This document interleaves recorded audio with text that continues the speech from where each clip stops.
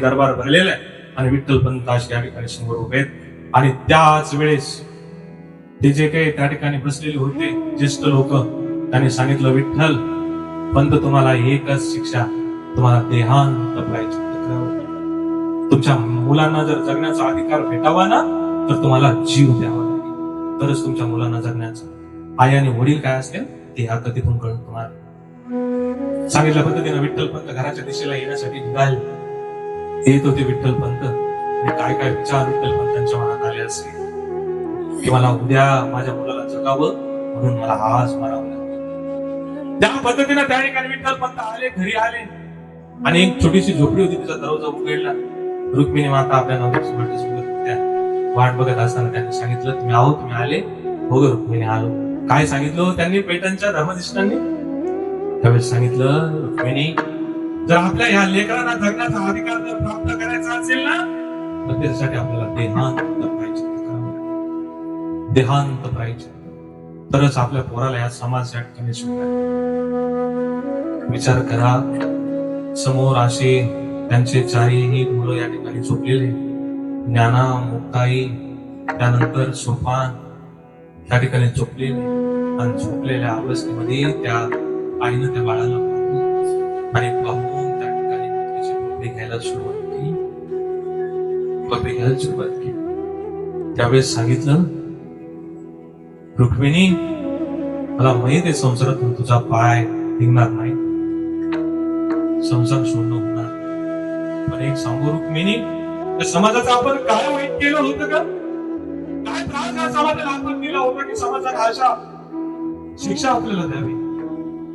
काय या समाजाचं एवढं वाईट केलं होतं की डोळा देखत आपल्या पोराने सोडून जायचं, त्याला आराम करायचा, मुला पोरं टाकायची, त्या ठिकाणी निघून जायचं. एकच झालं होतं ना ग रुक्मिणी, फक्त मी संन्यास घेतला आणि संन्यासातून माझ्या गुरुच्या आदेशानं मी पुन्हा या ठिकाणी संसारात आलो. त्याच्यात माझी काय चूक आहे रुक्मिणी? दोन्हीही नवरा बायको गळ्यात पडायला पिडले, माय मोकळून लढली माझी माय. मुक्ते, अहो ती जी मुक्ता होती ती माझा हात दुसरा घेऊन झोपायची हो. ज्यावेळेस सकाळ होईल, सकाळ झाल्यानंतर ज्यावेळेस माझ्या मुक्तेला जाग येईल, काय सांग, कोणाला विचारलं होती माझी माय कुठे गेली? अहो या भावंडाच्या याच्यावर माझी मुक्ती इतकी आहे, हे सांगू तुम्हाला. प्रत्येक स्त्रीचं माहेर कुठपर्यंत असतं? जोपर्यंत माहेर मध्ये आपली आई अस्तित्वात असते तोपर्यंतच माहेर असते. अनेक जण म्हणतात की माणूस बालपण कुठपर्यंत असतं माणसाचं, की माणूस शाळेत असतो तोपर्यंतच बालपण. पण मी सांगतो तुम्हाला, जोपर्यंत आपल्या माहेर मध्ये आपली आई ना, जोपर्यंत आपल्या घरामध्ये आपली आई ना, तोपर्यंत आपण लहान असतो. मुक्तीमध्ये जीव निघत नाहीये, मुक्तीमधून जीव सुटत नाहीये.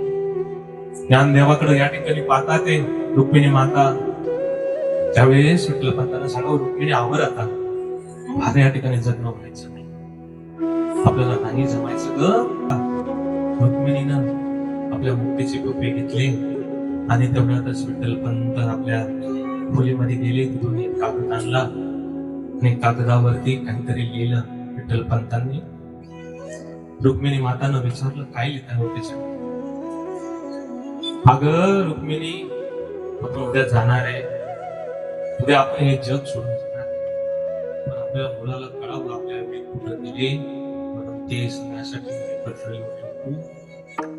मला सांगा ना, माझी मुक्ती ज्यावेळेस पत्र वाचेल त्या व्यथा तिला होतील, ती माय माय म्हणून ओरडेल, पण तिला ओळ देण्यासाठी कोणी नसेल. आज समाज त्यांना स्वीकारेल का नाही स्वीकारेल? आज आपण निघून जाऊ पण माझी मुक्ती होण्यात येईल, हो माझी मुक्ती होण्यात येईल. जीव निघत नव्हता मुलीमधून मायचा. माझा ज्ञाना त्याच्या हाताला लागले हो, त्याच्या हातावरती कोण दररोज माझा निवृत्ती खूप हुशार आहे, कोण त्याच्या हुशारकीची गोडवे ऐकून घेईन हो. आपणच त्या ठिकाणी हा संसार या ठिकाणी आपल्याला सोडून जायचं, या सगळ्या गोष्टी आपल्याला या ठिकाणी सोडून जायच्या. रुक्मिणी मातानं आपल्या पायातले जोडवे काढले आणि जोडवे काढून पांडुरंगाच्या प्रतिमा होती, घरात मूर्ती होती, त्या ठिकाणी गेले रुक्मिणी माता आणि ते जोडवे पांडुरंगाच्या समोर ठेवले. हात जोडला, पांडुरंगा काय आम्ही असं केलं होतं की हा समाज आम्हाला सांभाळायला तयार नाही. आज माझे पोर उन्हात पडले किंवा माझ्या पोरांचं रक्षण करण्यासाठी पांडुरंगा तू का समोर येत नाही रे? काय माझा पाप झालं होतं की माझे डोळ्यात देखता माझ्या पोराला उन्हात सोडून मला निघून जावं लागतंय. देवा तू मला थांबवणार नाही, मला माहिती आहे, पण एक उद्या ज्यावेळेस माझी मुक्ती उठेल ना तर तिला फक्त आणि फक्त सांभाळून घे असं सांगावं. आणि विठ्ठल पंतांना आवाज द्यायचा, रुक्मिणी जावं लागेल आता, पोरं उठतील थोड्या वेळा. जर पोरं उठले तर माझ्या संसारातून पाय निघायचं नाही, म्हटलं जावं लागेल. की ते ना हो माझ्या मुक्तीला मला एकदा बघून ठेव. शेवटचं काय वेळेवर करते ग रुक्मिणी, काय वेळेवर करते, चाल पटकन निघावं लागेल. तसं शेवटचं घरातून प्रेत उचलावं, शेवटचं प्रेत जसं घरातून उचलावं त्या पद्धतीने घराच्या उंबरठा बोलत असताना का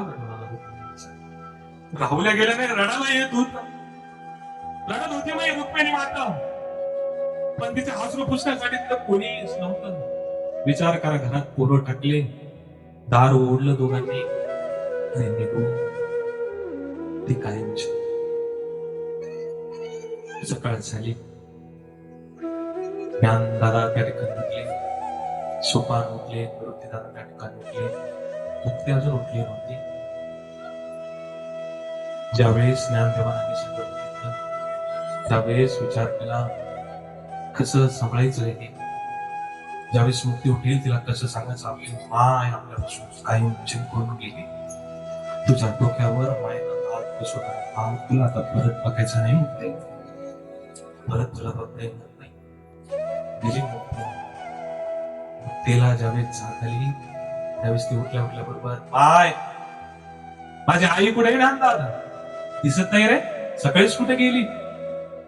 ज्ञानदेवाचा कंठ भरून आला, आई मुक्तीला पोटाशी लावलं आणि ठाय मोकून रडले माझे ज्ञानदेव, ठाय मोकून रडले. काय सांगू मुक्ते, आपल्याला या समाजात जगता यावं म्हणून आपले आई वडील देहांत बघायला निघून गेले. म्हणजे दादा म्हणजे माय मला कधीच बघायला भेटतात नाही करे, नाही मुक्ते, आता इथून पुढं कधीच आपल्याला आपली माय बघायला भेटणार नाही. विचार करा, हा समाज आहे,